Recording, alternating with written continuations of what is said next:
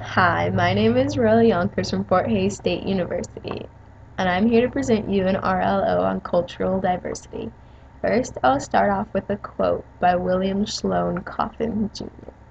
He states that diversity may be the hardest thing for society to live with, and perhaps the most dangerous thing for society to be without. Cultural diversity is defined as the cultural variety and the cultural differences that exist in the world and society. What is important about my culture? The two most important things I think about my culture are family and friends.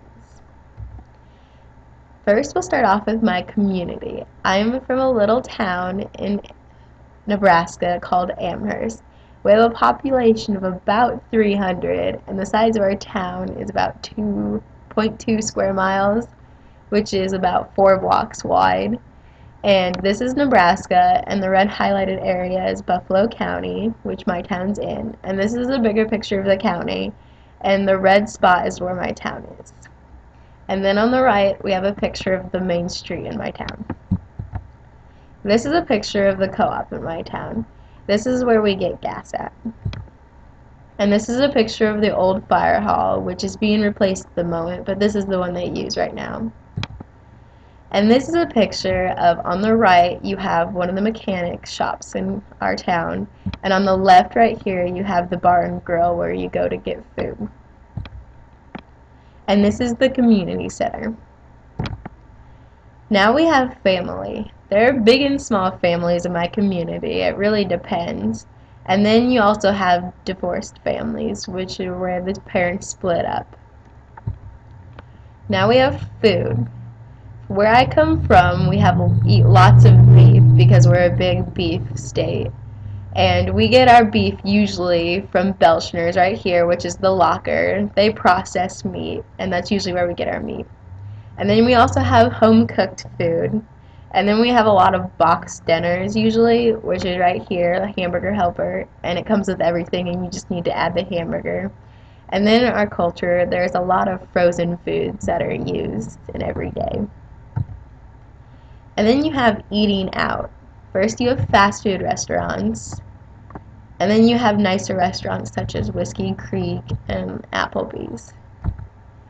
Now we have meal times. We have breakfast, lunch, dinner, and snacks. First in the day is breakfast, and it's in the morning when you wake up. And it's a lot of foods like eggs and bacon and toast, and then pancakes. And then you have lunch. Lunch is a slightly moderate meal, and it comes around noon usually, and it's usually whatever you want. And then you have dinner. Dinner is served usually from 6 to 9, and it's the most heavy meal of the day. And then you have snacks, which include like chips and pretzels and stuff, and those are just eating periodically through the day. Now you have friends. Friends are really important because they're the people that stick by you and that you hang out with a lot. And these are some pictures of me and my friends. Now we have hobbies. A couple that I listed here are sports, reading, and outdoor activities. For sports, we have basketball, football, volleyball, wrestling, track, baseball and softball, golf, and cross country. These are the sports that are usually done in high school, but some of them are done by other people in the community also. First you have basketball, and then football, volleyball, wrestling, track, and baseball and softball. The baseball's for the guys and the softball's for the girls. And then golf and cross country. Then you have reading, and that's just the pastime of reading books. Then you have outdoor activities. A couple that I listed are hunting, which you could usually go for deer, but people also hunt birds and other things. And then you have camping and fishing. Then you have holidays. You have New Year's, Valentine's Day, Easter, Mother's Day, Father's Day, 4th of July, Halloween, Thanksgiving, and Christmas.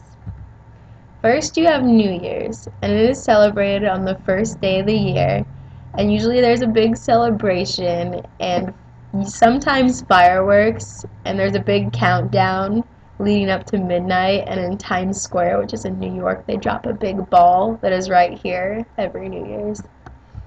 And then you have Valentine's Day. It's celebrated on February 14th, and it's a day to pray appreciation to your loved ones, and you usually get them gifts, but it's usually for like your boyfriend or husband, like significant other. And then you have Easter. Easter is always on a Sunday, and it depends on the date from year to year because it's a holiday that celebrates when Jesus rose from the dead, and it is always understood that he rose from the dead after Jewish Passover, and the Jewish Passover is based on a different calendar than ours, so it varies from year to year, so that's why the date always changes. And you usually dye eggs, and the Easter Bunny hides them, and you go and find them. And then you have Mother's Day. It is always the second Sunday of May, and it's just a day to pay appreciation to your mom. And then you have Father's Day, which is always the third Sunday in June. And this is the day like Mother's Day, but it's to celebrate your father. And then you have the 4th of July, which is our Independence Day. And it is, of course, celebrated on the 4th of July. And there's usually fireworks to celebrate everything. And then usually parades too, which is shown in the bottom left right here. And then you have Halloween. Halloween is always on the 31st of October, and you do lots of stuff like carve pumpkins, which is shown here, and kids go dress up in costumes and go trick-or-treating to get candy. And then you have Thanksgiving. It is always the fourth Thursday of November, and it's a holiday to celebrate when the Pilgrims made peace with the Indians, and they had a feast. And you usually have turkey, and you also have mashed potatoes, and pumpkin pie is usually the dessert served here. And then you have Christmas. This Christmas is on December 25th, and it's a time when you give presents to the people you love, and people also put up Christmas lights. Then you have music. The main types of music that we listen to are country, rock, pop, hip-hop, and alternative. Then you have school. This is a picture of the public school in Amherst, which this building holds, I think, now 2nd to 12th, but we also have preschool through first grade in a smaller building. And then you have things to do. Things to do in Amherst are pretty limited, but you can eat at the bar, go to sporting events at the school, or you could go to Kearney, which is a bigger city about 15 miles away, and there you could go to concerts, restaurants, bowling alley, or the movie theater. First you have eating at the bar. This is a picture of the bar in Amherst. Then you have sporting events. Here on the left is a picture of wrestling, which is my school when it won state wrestling. And then on the right there's a picture of football. Or you could go to Kearney. They have things like concerts, restaurants, and then you have bowling alley, and you have movie theaters right here, and this is the restaurants, and this is the bowling alley, and this is a picture of a concert. Then you have vacation spots. The most warranted vacation spots are usually like landmarks, and then you have the mountains, and then you have theme parks. First you have landmarks. And then first you have the Golden Gate Bridge, the White House, the Grand Canyon, Mount Rushmore, and St. Louis Arch.